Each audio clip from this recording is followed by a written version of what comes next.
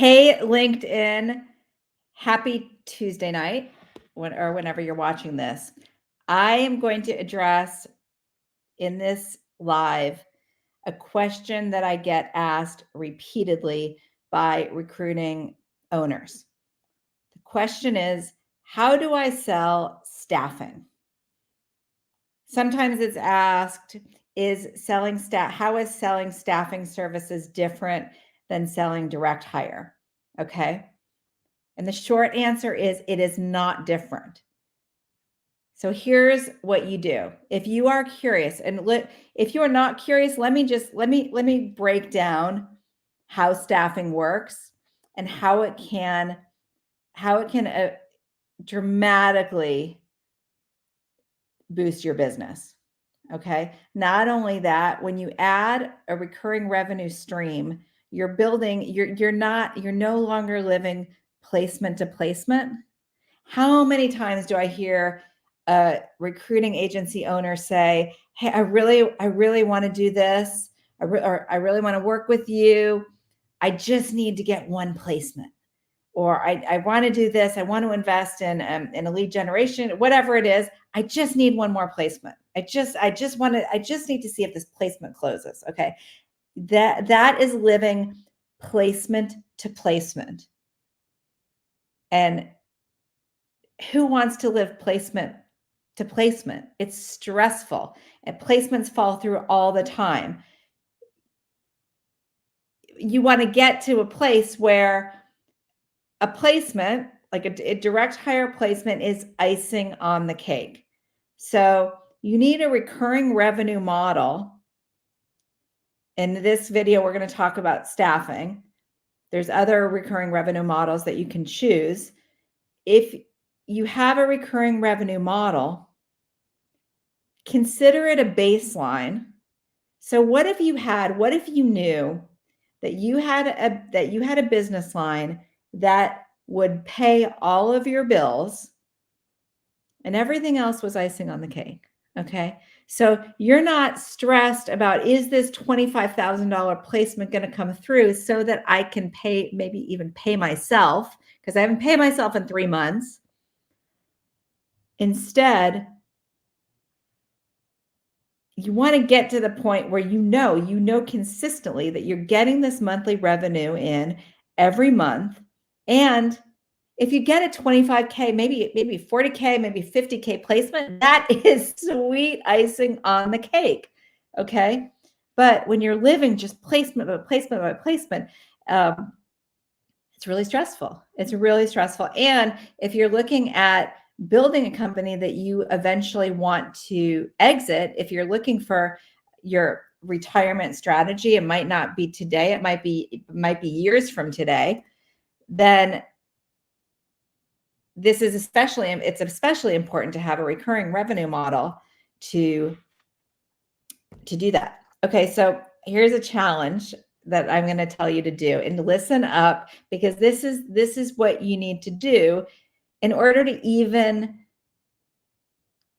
how do I put this? Okay, so I'm going to answer the question, how is sales different for staffing? Okay, so all you need to do, because while you're only talking about your clients' direct hire placements and competing with 7 other agencies to get the placement, what you don't see is the competitors that are there picking up all that beautiful recurring revenue, and you're not even asking about it. They don't know what's, they just know you're not set up to do staffing. You've never talked to them about staffing. Okay. Let me just share with you, think about this for a minute. Okay. What one contractor, one temporary employee could do for you. Okay. So say you've got an engineer out there.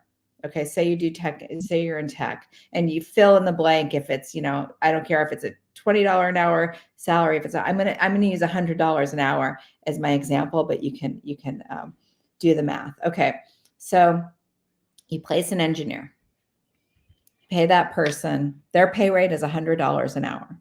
Okay. Now don't freak out because there's businesses that will fund you, and it's not like getting a loan. It's not like going through the SBA and all that stuff. You can get, now you might be able to fund, actually, if you're socking away some money from your direct hire placements, then you might be able to fund this. And there's ways to, you're not going to do net 30 or anything like that. You're going to collect up front. So don't even think about that, because there's ways to get started where you don't even need to have that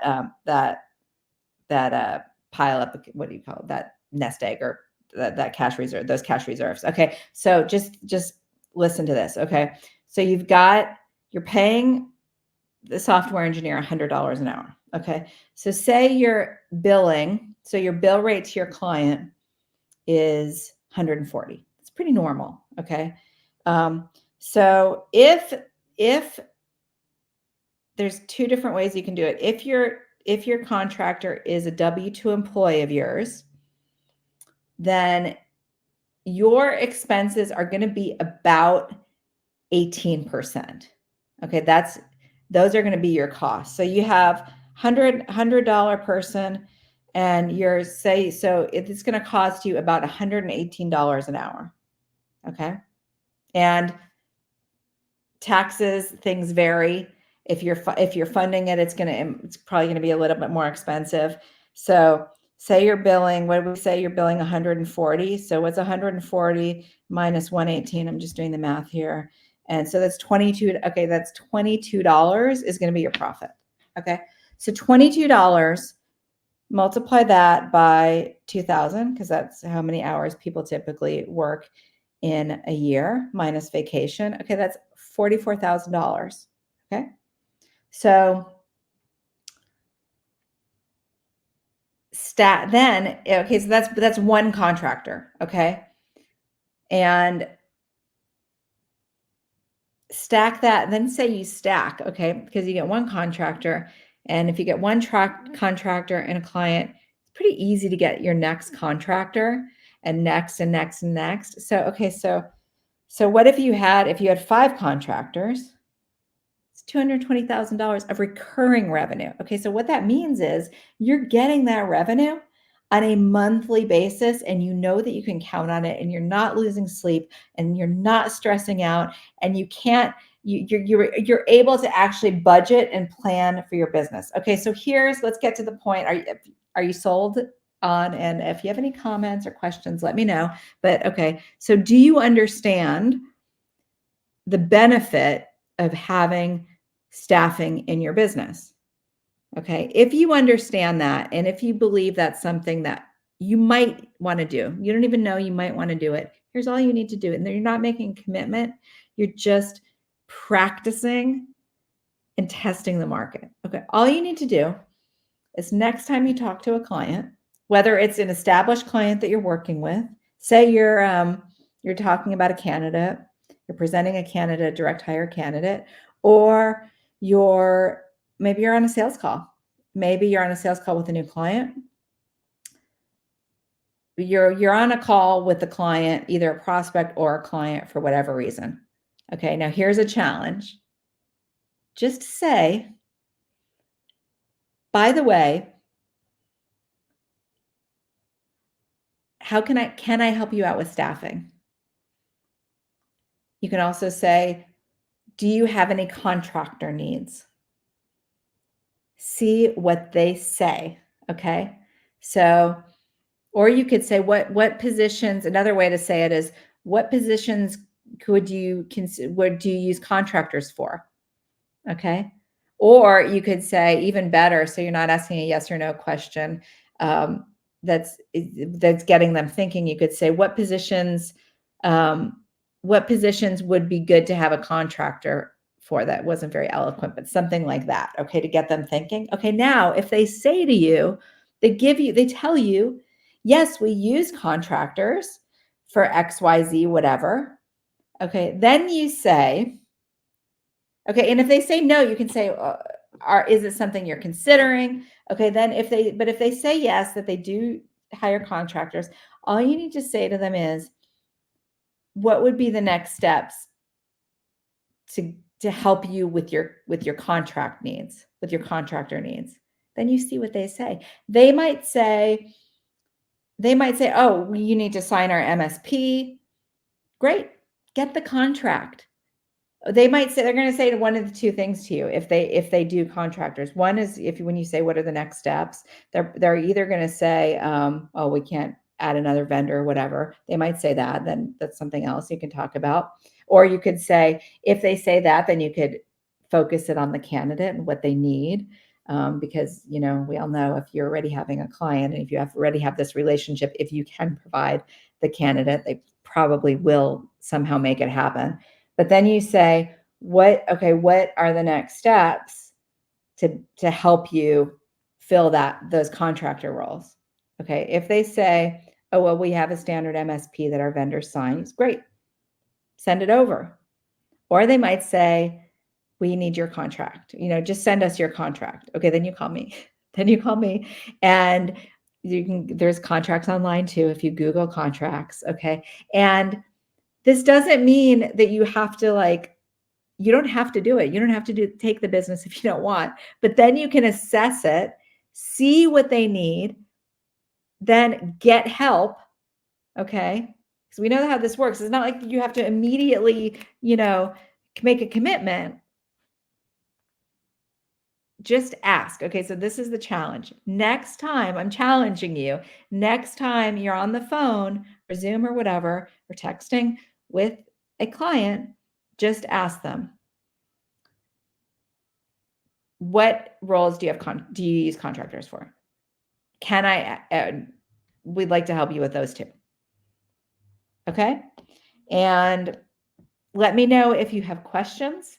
And then if they say, yeah, what's the worst? Okay. So ask yourself this. In any case, ask yourself this. What's the worst that could happen? I'm thinking the worst that could happen is if they say yes and you don't end up doing it, okay, you don't take that business, or maybe they say no. And what's the best that could happen? Hello, recurring revenue and a whole new stream. So it's pretty easy. Once you look, you're selling staff, you're selling recruiting anyway. These are the same people. You're building these relationships. These are the same buyers who buy staffing services. Now, if you're servicing enterprise clients, we can talk about that too. You can let me know if you have questions on that. If you're servicing enterprise clients that work through an MSP, that's a different end game, but we can talk about that. But any small, medium size, mid-size client that is not using an MSP, even if they are using an MSP, you can still ask this question. Okay. So what roles do you need? Do you also need contractors? Hey, I know I've been helping you with your direct hire business. Tell me about your contractor needs. Okay. Oh, what would I need to do to help you with those roles? Okay. So let me know if you have any questions, and keep on doing that math too, right? So just remember, calculate it out. And what would it be like for you if you had a consistent flow of, what did we say? If the one contractor, if it's, let's see. Okay. Say you had, let's say you have 5 contractors out. What would it be like if you had a consistent flow of about 18 grand profit every month? That's about 5 contractors at that rate. Okay. And add it up if they're different rates or whatever. Even what would you do with an extra if you just knew you were getting 10K consistently every month?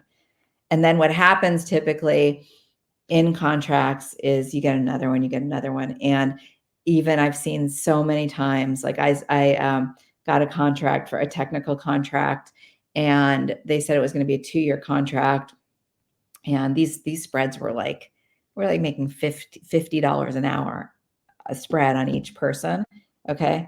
So between the 2 people that I placed before I left, okay, just between the 2 of them, that was profit to 200K.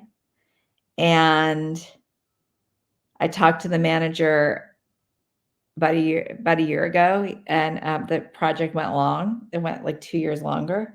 So, and I think they had about so for those 2 people for 2 years, so that was 400K profit, and they added like 2 more contractors. So that's like 600K profit. So that's how staffing works in a nutshell. Let me know if you have any questions, and if you get in over your head and they say yes, and you're like, you're ready to do it, call me, let me know. I got you. I can help you out to get that set up. So I am Diane Prince. I help recruiting agency owners to scale their agencies so that if they want to, they can have a life-changing exit. So let me know what questions you have. I'm here to support you on your entrepreneurial journey as a recruiting agency owner.